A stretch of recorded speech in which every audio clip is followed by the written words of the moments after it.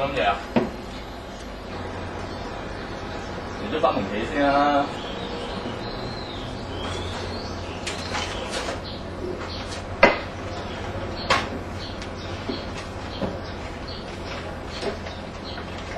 哇！都俾咁多錢我喎。你規矩唔係收咗錢先做嘢嘅咩？同埋我點都俾翻入場費你嘅。咁多謝咯。你知道咁多嘢，你邊有插嘴？你輸得起嘅。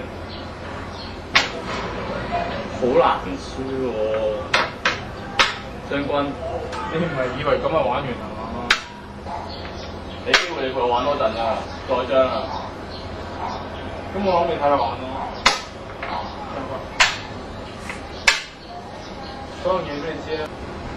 以前咧有條友咧，佢好中意扮秘密嘅。你知唔知佢最後點？點啊？佢咪死咗咯。我講翻個故仔你聽啦。我以前有個客想殺我，但係又唔知點解俾咗錢我要殺翻佢。你估佢做咩啊？咁佢都係想同你玩翻個公平嘅遊戲啫。公平係有咩用啊？最後咪都係我贏。將軍，再張啦。